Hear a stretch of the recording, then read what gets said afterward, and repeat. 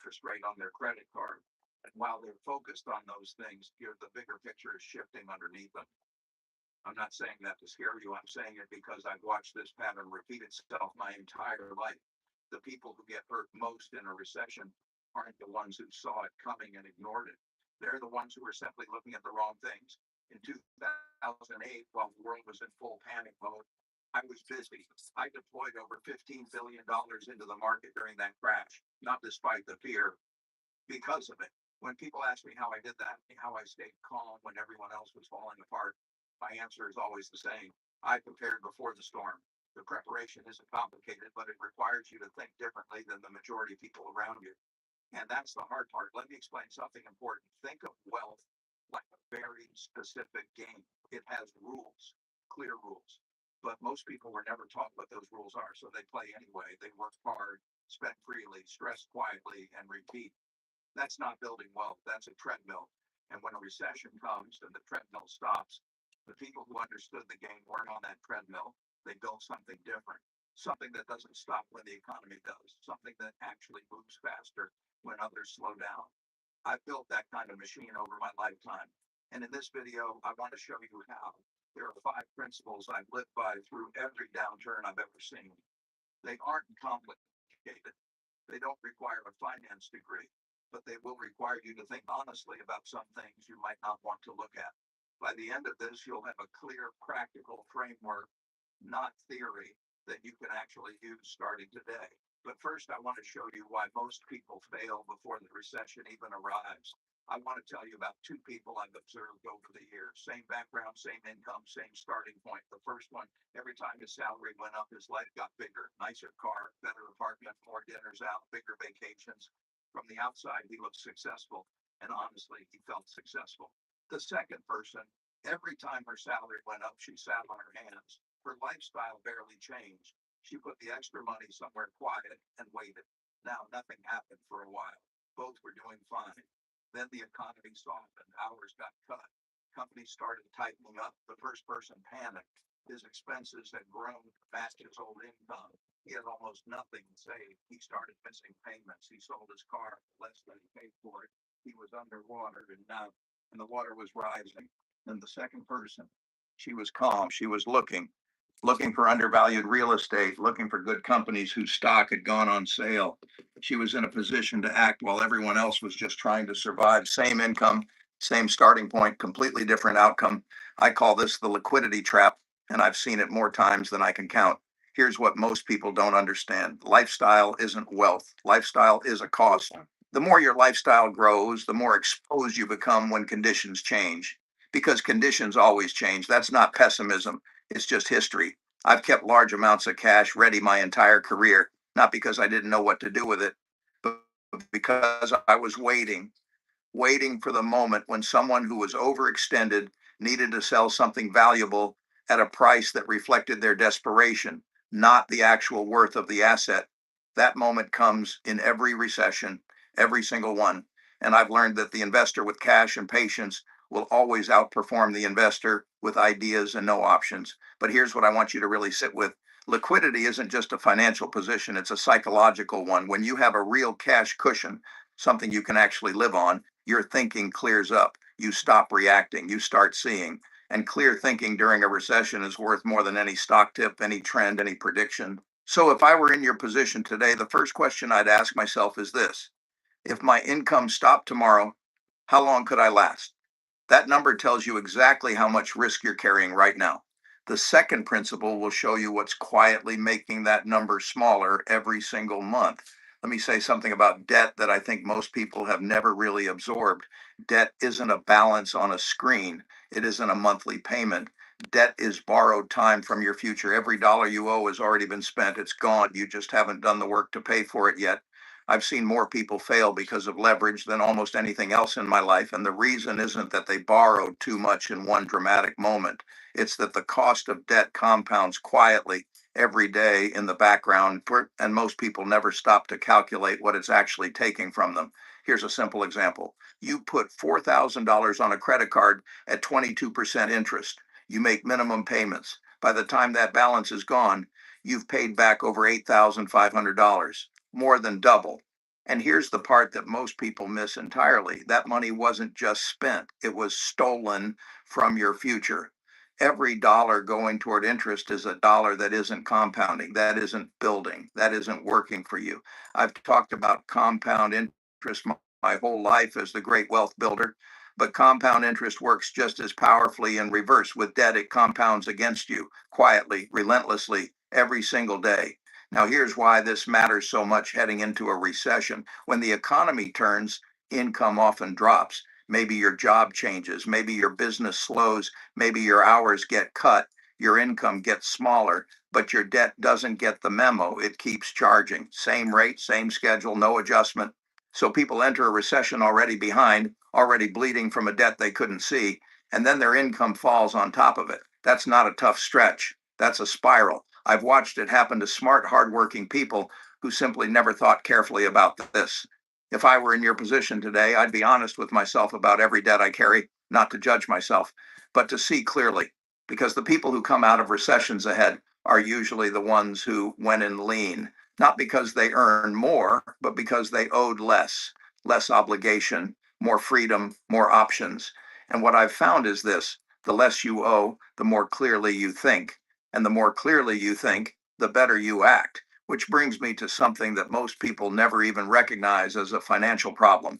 This one is quieter than the others. You won't find it in any financial textbook. But in my experience, it might be the most powerful force keeping people from building real wealth. I call it the consumption identity. Here's what I mean. At some point, usually slowly, usually without noticing, people begin to define themselves by what they own. Their car says something about them, their apartment says something, their clothes, their phone, their vacations. These stop being purchases, they become identity. And once that happens, cutting back stops feeling like financial wisdom. It starts feeling like loss, like becoming someone less. I've seen people earning very good money who couldn't save a dollar, not because they couldn't afford to, but because every dollar was tied up in maintaining a version of themselves. The raise got spent before it arrived. The bonus disappeared into a lifestyle upgrade. The gap between earning and keeping never closed. And what nobody ever tells them is what none of that is weakness, that's design. The consumer economy is very, very good at connecting your sense of self worth to your spending. Advertising doesn't sell products, it sells belonging, it sells identity. It says, buy this and you'll be this kind of person. And it works. I understand this as well as anyone. I studied it as a young man. I read every book I could find on human psychology and behavior. And here's what I've come to believe after a lifetime of watching it: the wealthiest people I know don't identify with their possessions. They identify with their principles, their patience, their long term thinking. I've lived in the same house since 1958. I paid $31,500 for it. I drive a modest car. I eat breakfast at McDonald's most mornings. Some people think that's eccentric. I think it's freedom. When your identity isn't tied to what you spend, nothing can take it from you. Not a recession, not a market crash, not a job loss. You stay yourself, you stay calm, you stay in the game. And that leads to something I've thought about deeply for a long time.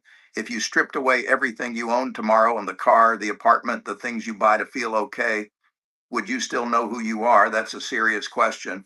And the answer tells you more about your financial future than any spreadsheet can, because the next principle is about how your environment is either building that kind of person or quietly working against you.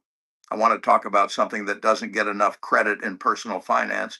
Most of the advice out there is about willpower: spend less, save more, try harder, be more disciplined. I understand the appeal of that message, but I've never found willpower to be a reliable strategy. Not for myself, not for anyone I've observed closely. Willpower runs out every day, under stress, under fatigue, under social pressure. The people I've seen build real, lasting financial discipline over decades didn't do it through force of will. They did it by designing their environment so the right behavior was simply the easiest behavior. I call this environment architecture. Here's what it looks like in practice.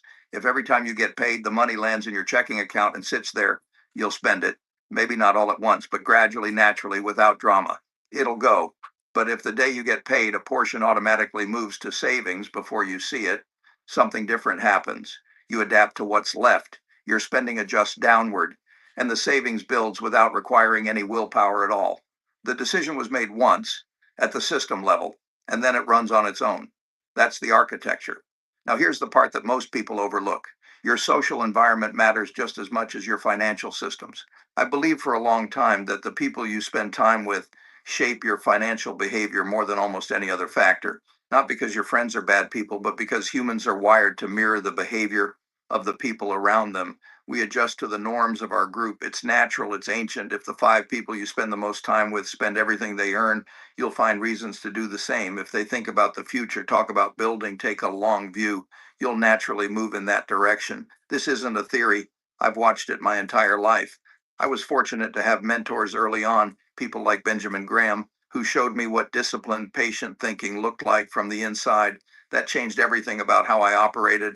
So if I were in your position today, I'd think carefully about both kinds of environment: the financial systems, savings automation, debt reduction, investment defaults, and the human environment and the voices you listen to, the communities you're part of, the people you admire. Both of those are shaping your outcomes right now, whether you designed them or not. And the last principle ties all of this together, because even with perfect systems and a strong environment, there's one more force working against you. It's the quietest one. And in 2026, it's louder than it's ever been.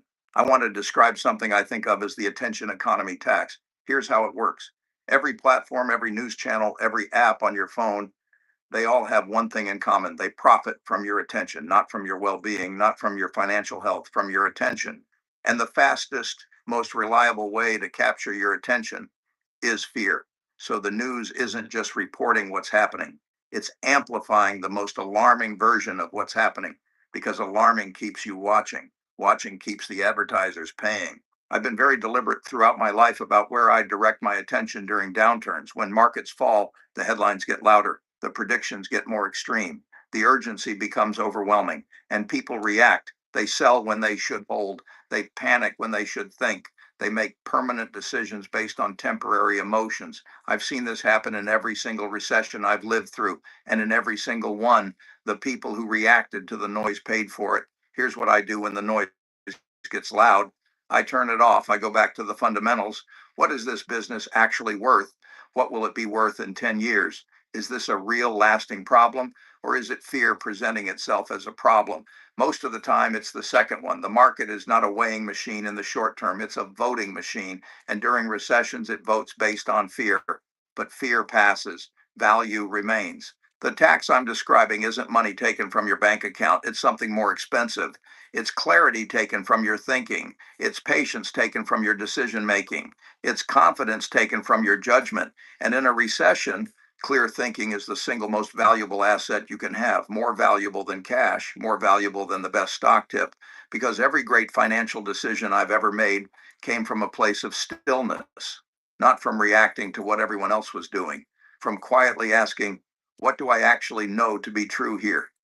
That's the discipline I'd want you to build before the 2026 recession arrives. Not just the financial systems, not just the debt reduction, the ability to stay quiet when the world is loud, to think slowly when everyone else is moving fast, to act, but only when you've thought it through. That's what separates the people who harvest in recessions from the people who simply survive them. And now I want to walk you through exactly what to do. Everything I've shared comes down to four steps: not theories, not motivation, four concrete things you can actually do in the right order. Step one: awareness. See where you actually stand.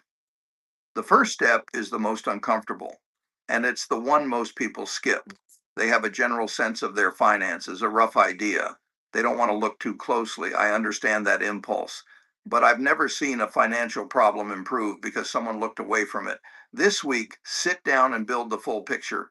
Every monthly expense, every debt, the balance, the interest rate, the monthly cost, every subscription, every automatic charge. Then ask yourself one question: if my income stopped tomorrow, how many months could I last?